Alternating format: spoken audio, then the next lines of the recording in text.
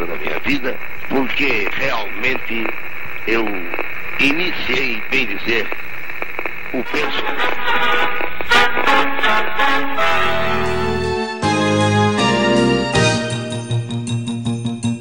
Tudo começou em 1863, quando em Cambridge, na Inglaterra, James Clerk Maxwell demonstrou teoricamente a provável existência das ondas eletromagnéticas.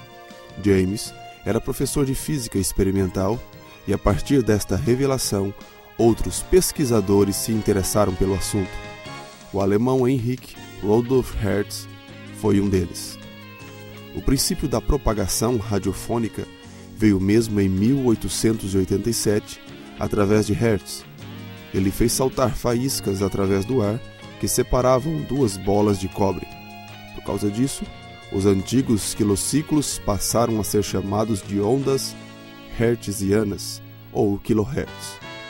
A industrialização do equipamento se deu com a criação da primeira companhia de rádio, fundada em Londres, na Inglaterra, pelo cientista italiano Guglielmo Marconi. Em 1896, Marconi já havia demonstrado o funcionamento de seus aparelhos de emissão e recepção de sinais na própria Inglaterra, quando recebeu a importância comercial da telegrafia. Até então, o rádio era exclusivamente telegrafia sem fio, algo já bastante útil e inovador para a época, tanto que outros cientistas e professores se dedicaram a melhorar o seu funcionamento como tal.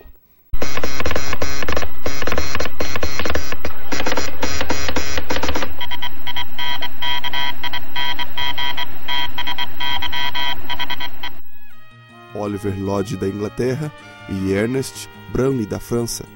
Eles foram aqueles que inventaram o coesor, que era na verdade um dispositivo que melhorava a detecção.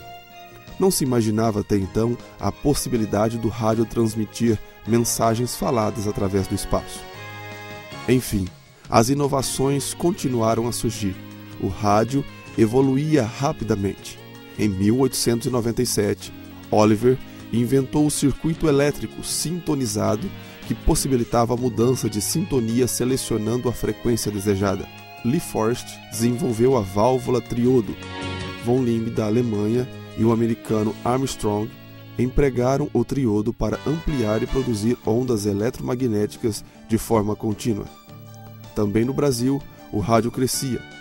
Um padre cientista gaúcho chamado Roberto Landau de Moura, nascido em 21 de janeiro de 1861, construiu diversos aparelhos importantes para a história do rádio e que foram, na verdade, expostos ao público em São Paulo em 1893. Teleauxiofono, que era, na verdade, a telefonia sem fio, caleofono, a telefonia com fio, anematófono, que era a telefonia sem fio. E também ele desenvolveu a telegrafia fonética sem fio, com o qual duas pessoas podiam comunicar-se sem serem ouvidas por outras pessoas. Ele também desenvolveu o edífono, que na verdade era destinado a dulcificar e depurar as vibrações parasitas da voz fonografada, reproduzindo-a ao natural. Já em 1890, o padre cientista Landau de Moura previa em suas teses a telegrafia sem fio, a radiotelefonia e a radiodifusão, os satélites de comunicações e os raios laser.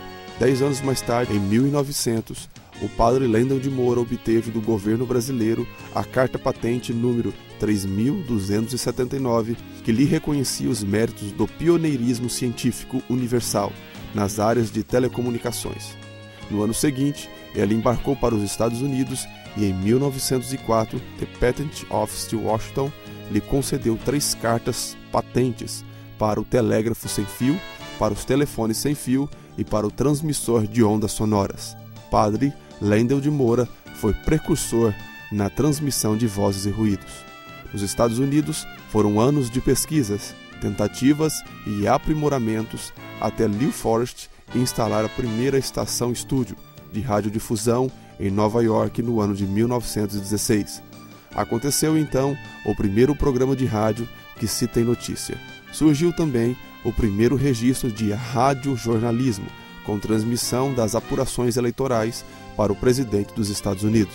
A partir de 1919, começa a chamada Era do Rádio.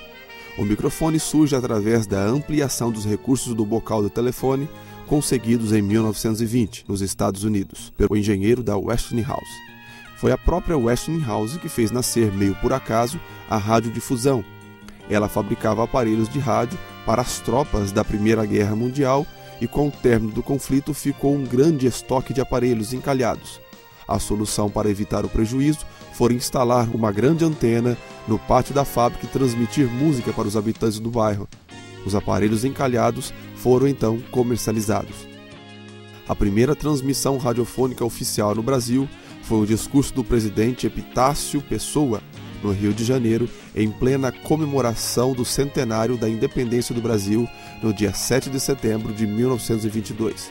O discurso aconteceu numa exposição na Praia Vermelha, Rio de Janeiro, e o transmissor foi instalado no alto do Corcovado pela Westinghouse Electric. A chegada do rádio comercial não demorou.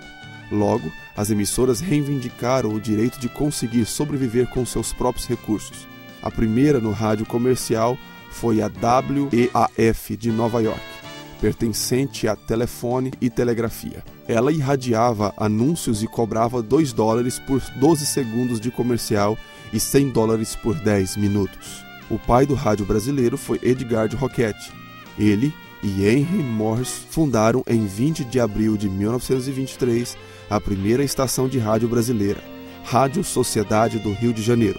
Foi aí que surgiu o conceito de Rádio Sociedade ou Rádio Clube, no qual os ouvintes eram associados e contribuíam com mensalidades para a manutenção da emissora. O Dia Mundial das Telecomunicações é comemorado em 17 de maio, porque foi nesta data, em 1865, que instituiu-se a União Telegráfica Internacional.